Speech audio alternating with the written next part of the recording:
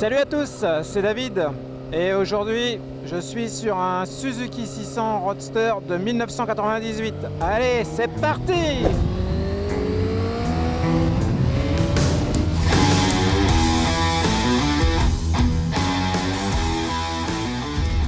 Alors, Suzuki 600 Roadster Bandit, t'avais déjà un petit peu vu en fait sur le départ quand j'ai été au circuit Carole avec Wilfried.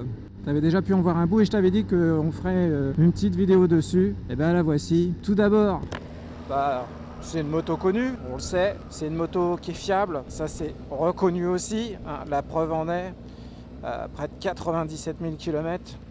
Et je peux te dire qu'elle marche toujours très bien.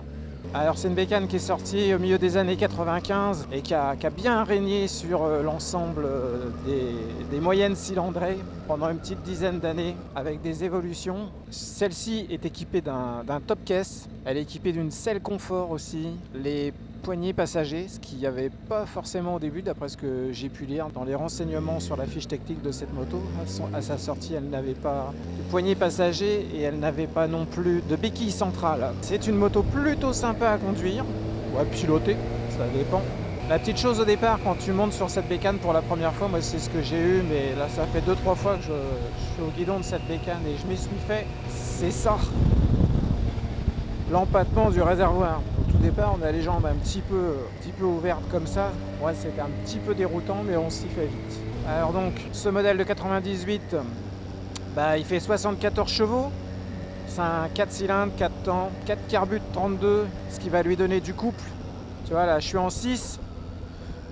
On va descendre à 40. Voilà, on descend à 40 et voilà. Donc là, ça se passe bien, on est à tout juste 2000 tours. Et si j'accélère à fond, elle reprend. Elle préfère après les 4000 quand même, hein. Mais en tout cas, ça fonctionne. C'est plutôt coupleux, hein. Le bruit est vraiment sympa sur les bandits. Celle-ci est équipée d'un échappement MIV et ça chante bien. Dans les virages, faut pas hésiter à y aller, hein. Enfin, à se pencher, tout ça. Dans le respect de la réglementation, bien sûr.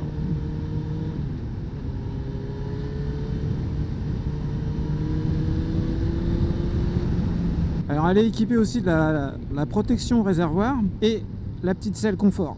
Et la selle confort, comme son nom l'indique, est plutôt confortable.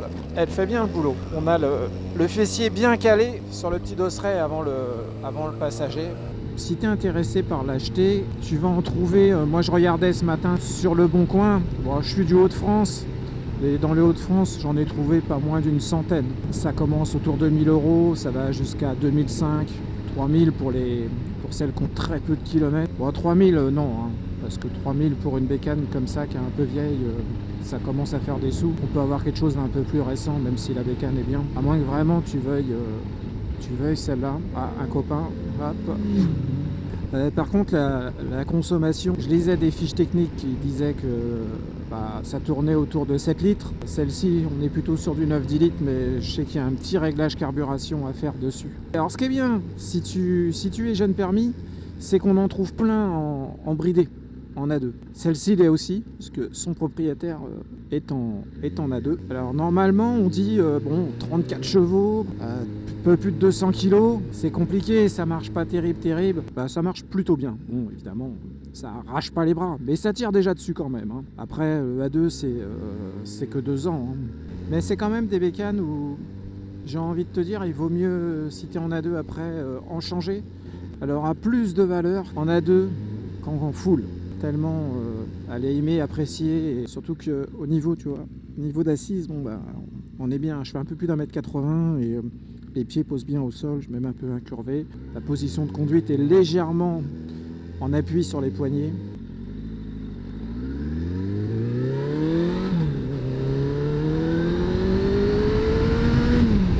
On va essayer de se faire notre petit 0 à 100.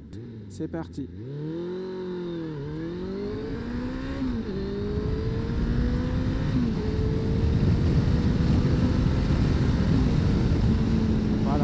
En 3, tu arrives en 3, tu arrives à 0 à 100 assez rapidement.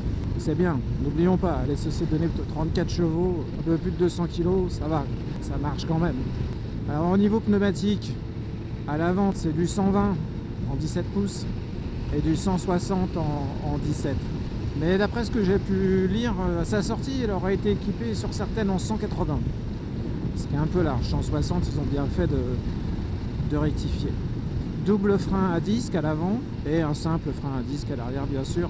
Alors on n'a pas d'ABS, 1998, puis c'était une moto à l'époque pas chère et très bien, c'est pour ça que ça pullule sur le marché, on en trouve énormément. Au niveau instrumentation, somme toute assez basique, on va retrouver clignotant, gauche, droite, le plein phare, voyant neutre et niveau d'huile. Instrumentation à aiguille, on trouve pratiquement plus ça aujourd'hui, un compteur kilométrique et un compte-tour. Comme on peut voir, ça monte assez haut dans les tours quand même. Starter manuel, clignotant, klaxon, appel de phare, classique, coupe-contact. Là, on peut quand même allumer soi-même les feux pour l'époque. Démarreur, poignée de frein réglable. L'embrayage, lui, n'est pas réglable, en tout cas sur le modèle 98.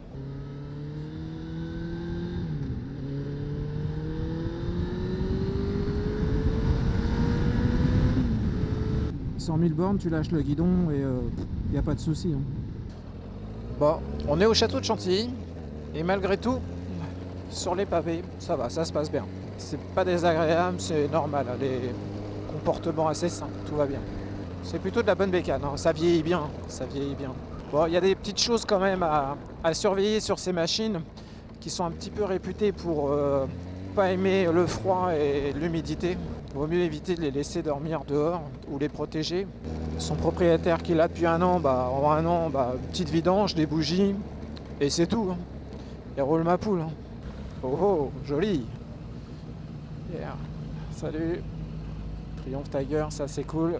Bon, bilan c'est sympa, hein. C'est sympa, franchement. C'est une bécane sympa. Ouais, j'aime bien. Vraiment un plaisir avec, elle m'a pas saoulé, elle est pas fatigante.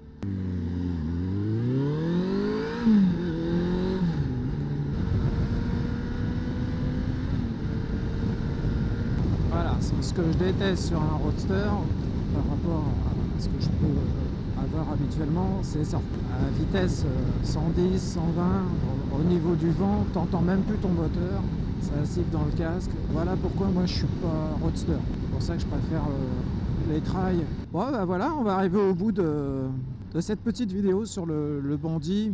J'ai pas tout dit parce que depuis le temps, tellement de choses ont été dites.